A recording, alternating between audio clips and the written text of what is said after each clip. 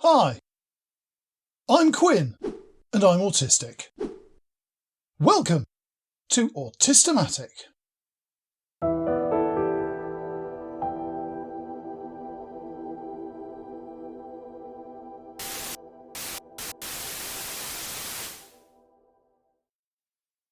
This is the third part of a series telling the life stories of two undiagnosed autists to give an idea of how people manage to go through decades of life without knowing that they're autistic. I put a link above and in the description to the two previous parts if you want to catch up or understand some of the choices made in constructing Lenny and Tom's stories. If you want to leave a comment on this video, it would be a good idea to watch the previous parts first. Our boys are now 13 years old and into their third year of secondary or middle school. Lenny wasn't doing well in the private school his parents had chosen for him. His form tutor picked on him on his first day at the school, which robbed him of any chance of keeping a low profile. He'd picked up a cruel nickname, which had started as Dozy Dent, a play on his surname, morphed into Dave and ended up with Trigger, a reference to a famously slow-witted character in a popular sitcom. Even some of the teachers had picked up on it, and now more people called him Trigger than actually used his name. Tom was getting on better. He'd started secondary school with hopes of leaving his primary school reputation as a slow-witted, troubled boy behind him, and he'd succeeded to some degree. He had a best friend, Claire, and a small group he would spend time with during breaks. All of the group, except for Tom, were girls, but he was happy with that. He'd never been a stereotypical boy, and he found the girls' company more rewarding than the boys his own age in the school. Some of the boys had tried to make a big deal of him hanging around with girls. It didn't bother him. His father was a different matter, though. Dad would frequently bring it up at the dinner table at home. Why couldn't he make friends with boys instead of girls? It wasn't healthy. He should be kicking a ball around with the lads, not gossiping with girls. He ought to be careful, or people would talk about him behind his back. What happened to his old friends like Peter, Tony and Bruce? Academically, he'd fared a little better than his teachers at primary school had expected. In classes that were split by ability, he was usually in the middle or lower sets, but rarely bottom. He was even in the top set for one subject at which he excelled. In French, he was top of the class. Well, almost. When he started French lessons, he'd never spoken a word of a foreign language, but his teacher, Madame Frost, had realised very quickly he had talent. His pronunciation was immaculate, and he seemed to pick up the vocabulary, the grammar, and the structure of French almost immediately. Tom had loved being the star pupil for the short time it lasted. It inspired him to learn more about France and the French language outside school. He'd picked up a language course on cassette from the library, and by the end of his first year he was happily speaking French conversationally with his teacher, which went right over the other kids' heads. He was a prodigy, according to Madame Frost, but he did have a couple of problems. There was no doubt he understood French perfectly and was learning more at an astonishing rate, but his written work was dreadful, if he did it at all. Whenever they had to read aloud from their textbooks, Tom would struggle. He'd hesitate, stammer and keep going back to the beginning of sentences, yet when he was addressed in French, he'd respond instantly with the fluency of a native. She had no idea why his work was so inconsistent. She'd asked him repeatedly about the poor quality of his homework, but he'd become agitated every time. Why did he have to write everything down? He asked. He proved in every lesson how much he had learned, so why did he have to go home and write it all down again? She knew he already knew it, so why waste time putting it on paper when he could be learning more instead? It was becoming a problem for her with the head teacher too. At the end of this third year, Tom would have to pick his options, the subjects he would specialise in for his GCSE exams at age 16. Tom was so brilliant at speaking French he absolutely had to choose it as an optional subject, but if he couldn't improve his written work he wouldn't be allowed.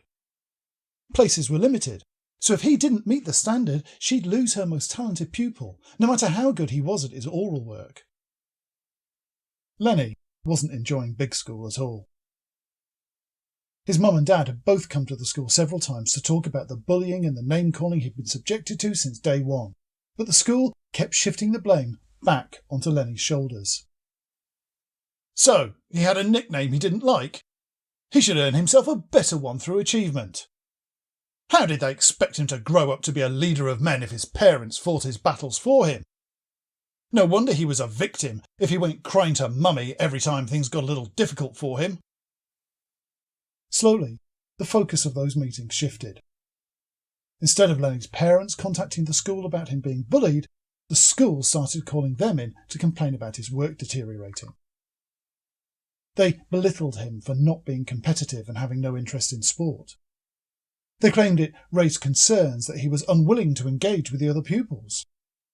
It was well known amongst the boys that Trigger would spend his lunch breaks alone with a book in a corner of the quad. Perhaps he sits alone because the school refuses to do anything about the bullying, his mother had responded, to be greeted with a smirk from the headmaster. Mrs. Dent, this is a prestigious school which is reflected in the fees you pay us for the privilege of your boy's education.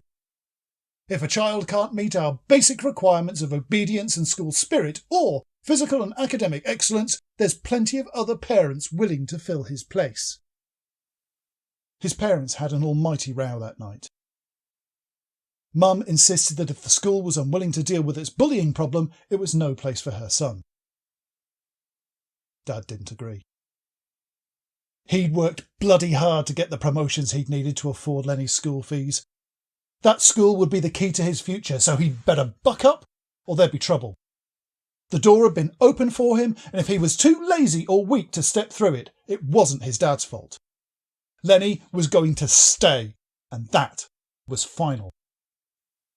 Lenny heard all this from his old hiding place, crouched behind the shed in the garden. He wanted to scream, to run in and hold his mum and tell his dad what the school was doing to him. How every day was a living nightmare that was slowly destroying him. He wanted his dad to know how hard he'd tried, but nothing was ever good enough for the teachers or his peers. How every time someone called him Trigger, he felt sick at how powerless he was to stop it, and the only peace he ever got was in those brief moments lost in a book away from the other boys. As the row went on, he rocked forward and back more and more, tears streaming down his cheeks, while his throat locked up to stop the sobs from attracting attention. He was completely trapped in hell, with no way out in sight. Madame Frost had thought long and hard about Tom's difficulties in class, and she thought she had an answer. He was by far the best student she'd ever had in many ways. He picked up new words instantly and seemed to have a wonderful grasp of French culture. She loaned him some tapes of French movies in the second year, and he'd come back in and discuss them with her at length. Not only did he understand every word, he grasped the characters and concepts fully, and seemed to have an affinity for French drama. She'd searched high and low for an answer, and she thought she might have hit the jackpot in dyslexia. It was still a relatively new idea in schools at the time, but it seemed to fit. Tom was a great student except when it came to reading aloud or producing written work. From what she could find out, he didn't fit it perfectly, but it was all she had. She tried to talk to him about it first. Did the words or the letters jump around on the page when he was trying to read in class? No. Did he have trouble remembering things then? No. Was he slow to start speaking when he was a child? Yes. Maybe it was dyslexia then. She wrote a letter to Tom's parents. The local authority could test for dyslexia through the school psychology service. If they would kindly sign the form she'd sent them, she could get him assessed and then maybe find a solution to his problems. Dad wouldn't have any of it though. He flew into a rage at what he thought was an unforgivable insult from the school. Who did they think they were telling him his son was some kind of simpleton? Where would he have got these mental problems from? He wasn't being abused at home. He'd never been dropped on his head or anything. Dumb hippie teachers knew nothing, always trying to put labels on kids. No wonder so many of them ended up as freaks and layabouts. No, head shrinks were going to be probing his boy's brain. He was obviously destined to work with his hands instead of his mind, just like his dad. That was the trouble with schools these days. All about exams instead of preparing kids for the real world. If Tom wasn't a whiz kid, so what? He could make a perfectly good living as a tradesman and never want for work. Madame Frost was disappointed but not put off. She may not be able to get Tom assessed for dyslexia, but she could still help him fulfil his potential. She sat him down to ask him exactly what the problem was. Why did he have so much trouble reading in class? I can't do it with other people around, he told her. Why? Do you get embarrassed? She asked. No, it's people. They're noisy and they smell. Has one of the kids got a hygiene problem that I haven't noticed? No, it's people. They're noisy and they smell. What? Even me? She chuckled. Yes, everybody smells. That took her aback a bit. Had Tom just told her she smelled bad? Sorry, Tom. You can't go around saying people smell. It's rude and unkind. But they do. Everybody smells and I can't read while they're all around me breathing and shuffling and smelling all the time. I can read in the park or in my room, but not when there's people around. She sat and thought for a moment, tapping her index finger on her chin. She'd tackle the smell insult later. For now, she had to help him stay in her class. What if we did some special lessons just for you, Tom? Just you and me, no one else. Would that be any better? Dunno. Might be. Do you want to try? Maybe an hour with me in lunch breaks on Tuesday and Thursdays? If I can help you get your written work up to scratch and work on your reading out loud, then maybe we can keep you in the course for your options. Would you like that? Because I think it would be a terrible shame if you gave up French. Tom agreed to give it a go. He didn't like the idea of giving up some of his lunch breaks, but if it made Madame Frost happy, he was willing to try. She'd always been kind to him, and she was the only teacher who made him feel like he was good at something. He'd give it a go. For her. When we come back to the boys' stories, they'll be taking their exams and making big decisions over their futures. But until then... Thank you, Jimmy.